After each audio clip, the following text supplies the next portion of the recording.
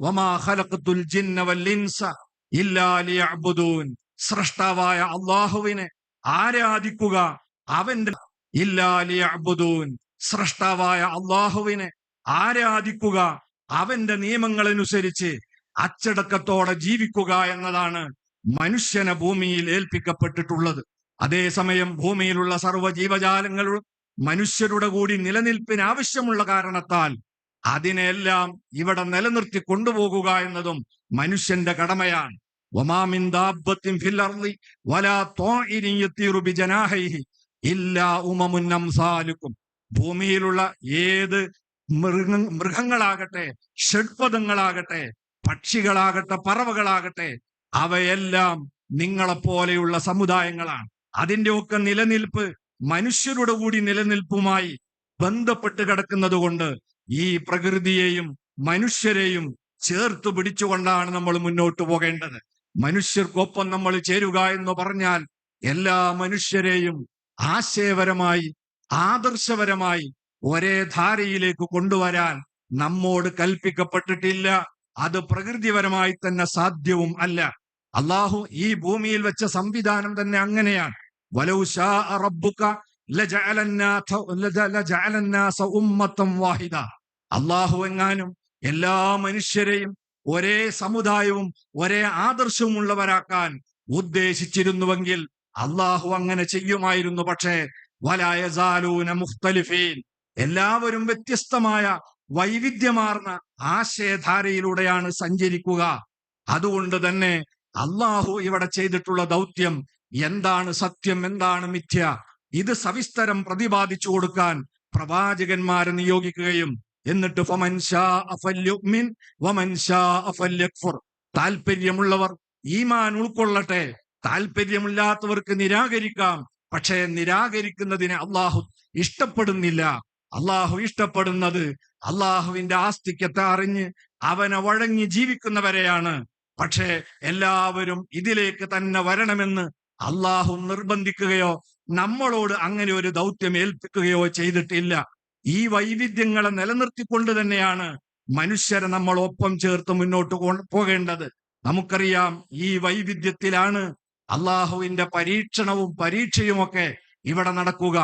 എല്ലാം ഏകശിലാത്മകമായ ഒരു രീതിയിലാണെങ്കിൽ പിന്നെ നമുക്ക് അള്ളാഹു ഖിയാറ് തന്നതിന്, ഫ്രീ വില്ല് നൽകിയതിന്, സ്വേഷ്ടപ്രകാരം തിരഞ്ഞെടുക്കാനുള്ള അവകാശം നൽകിയതിന് അർത്ഥമുണ്ടാവുകയില്ല. അതുകൊണ്ട് തന്നെ ഈ ഇഹലോകത്തിന്റെ പുരോഗതി ഈ വൈവിധ്യങ്ങളിലാണ്. ഇവിടെ നമുക്കറിയാം, ഒരു വേള പെരുന്നാൾ കടന്നു വരുന്നു, നല്ല കച്ചവടം നടക്കുകയാണ്. അത് കഴിയുമ്പോഴേക്കും ഓണം വരുന്നു, ക്രിസ്മസ് വരുന്നു. ഈ വൈവിധ്യങ്ങളില്ലെങ്കിൽ ഇവിടെ കച്ചവടം പുരോഗതിക്കുകയില്ല, ഇവിടെ മറ്റുള്ള ഭൗതികമായ വികസനം ഉണ്ടാവുകയില്ല. എല്ലാവരും ഒരേ ആശയക്കാർ, ഒരേ താല്പര്യക്കാർ, ഒരേ സംസ്കാരക്കാരാണെങ്കിൽ അന്ന് ഈ ലോകം മുരടിച്ചു പോകും. അതുകൊണ്ട് തന്നെയാണ് മുഹമ്മദ് നബി സല്ലല്ലാഹു അലൈഹി വസല്ലം മദീനയിലേക്ക് കടന്നു വന്ന് ഇസ്ലാമിക ഭരണ സംവിധാനം സ്ഥാപിച്ചപ്പോൾ ദസ്തൂറെ മദീന എന്ന പേരിൽ മദീന ചാപ്റ്റർ എന്ന് പറയുന്ന ഒരു ബഹുസ്വര സമൂഹത്തെ എങ്ങനെയാണ് മുന്നോട്ട് നയിക്കേണ്ടതെന്നതിന് ഉദാത്തമായ ഒരു മാതൃകയായി ലിഖിത രൂപത്തിൽ അവിടുന്ന് തയ്യാറാക്കിയ 52 ഗണ്ണികകളുള്ള അതിമഹത്തായ ഒരു വ്യവസ്ഥിതിയുണ്ട്. അതിൽ 25 കാര്യങ്ങൾ മുസ്ലിങ്ങളെ മാത്രം ബാധിക്കുന്നതാണെങ്കിൽ 27 ഗണ്ണികകൾ അമുസ്ലിങ്ങളെ കൂടി ബാധിക്കുന്നതായിരുന്നു.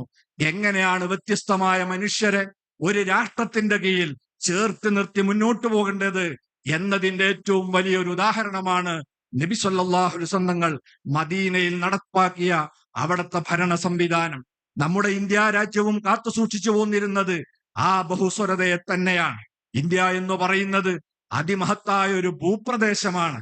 ആദ്യകാലത്ത് അൽ ഹിന്ദ് എന്നോ ഇന്ത്യ എന്നോ പറഞ്ഞാൽ ഇന്ന് നമ്മുടെ സങ്കല്പത്തിലുള്ള ഒരു ഭൂഭാഗമായിരുന്നില്ല. മറിച്ച് ബംഗാൾ ഉൾക്കടൽ, അറബിക്കടൽ, ഇന്ത്യൻ മഹാസമുദ്രം എന്ന് പറയുന്ന 3 സമുദ്രത്താൽ ചുറ്റപ്പെട്ട ഒരു ഉപഭൂഖണ്ഡത്തിന്റെ പേരാണ് ഇന്ത്യ എന്ന് പറയുന്നത്. ഇത് വൈവിധ്യങ്ങളുടെ കലവറയാണ്. 1652 ലിപിയുള്ളതും ഇല്ലാത്തതുമായ ഭാഷകളുള്ള ഒരു ഭൂപ്രദേശമാണ്.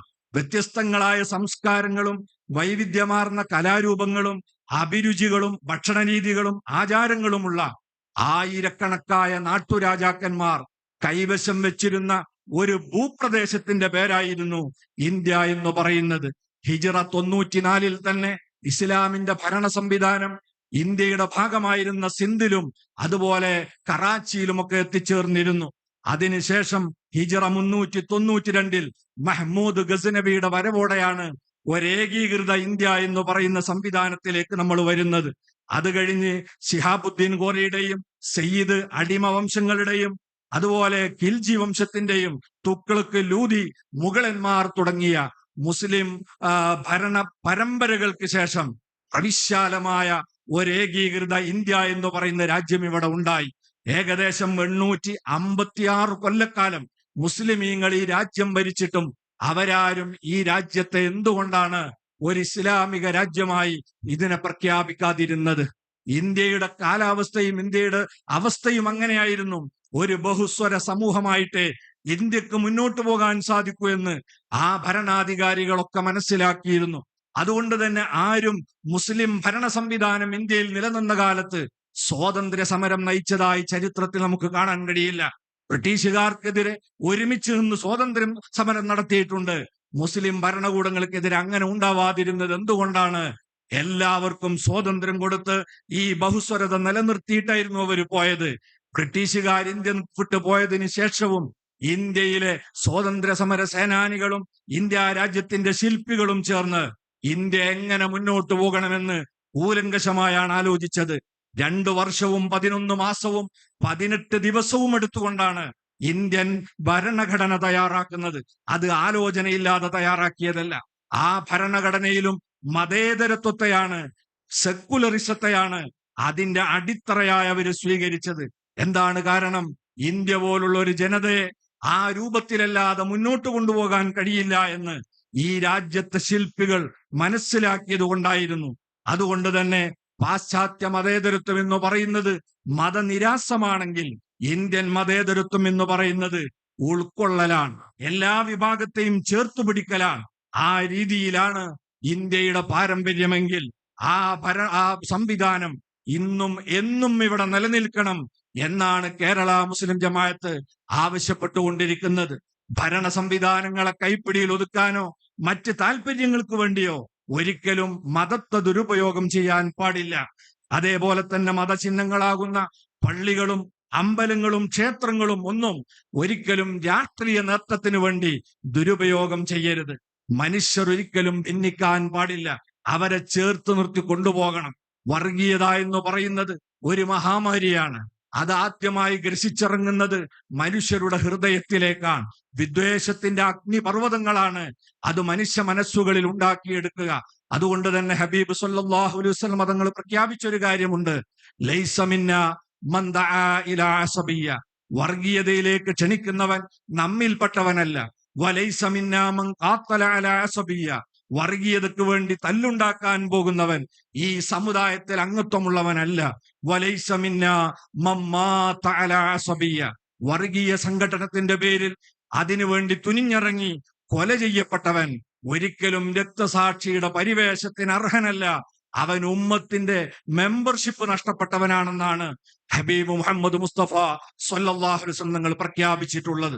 അതുകൊണ്ട് തന്നെ പുതിയ കാലം ഇന്ത്യ നേരിടുന്ന ഏറ്റവും വലിയ ഒരു സാമൂഹ്യ പ്രശ്നം മനുഷ്യർക്കിടയിൽ വർഗീയ ധ്രുവീകരണങ്ങൾ ഉണ്ടാവലാണ്. ഭാഷയുടെ പേരിലുണ്ട്, ദേശത്തിന്റെ പേരിലുണ്ട്, മതത്തിന്റെ പേരിലുണ്ട്, വർഗത്തിന്റെയും ജാതിയുടെയും പേരിലുണ്ട്.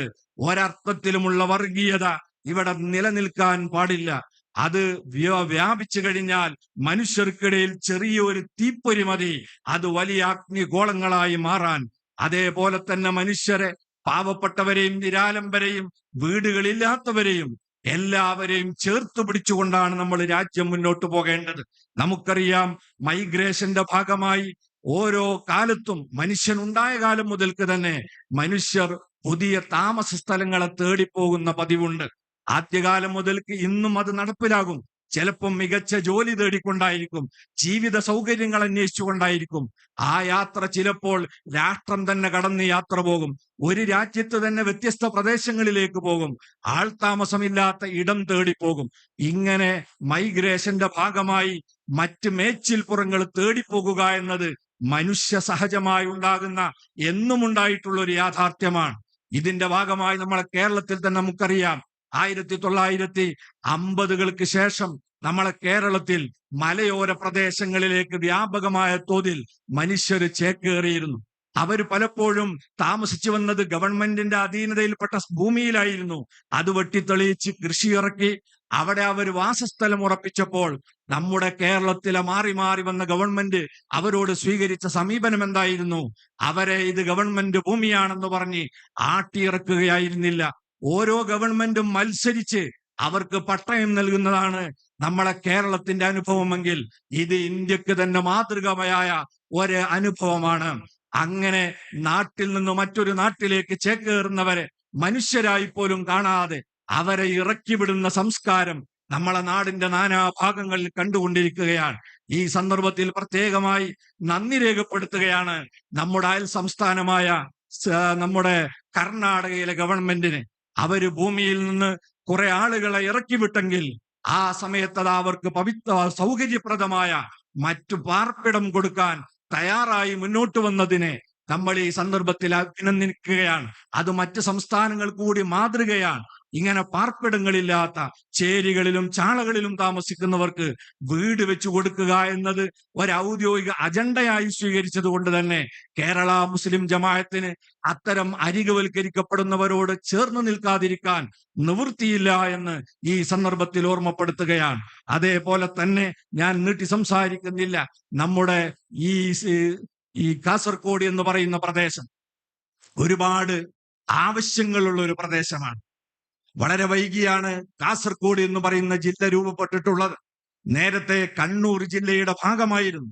അതിനു മുമ്പ് തുളുനാട് എന്ന് പറയുന്ന മറ്റൊരു ദേശത്തിന്റെ ഭാഗമായിരുന്നു.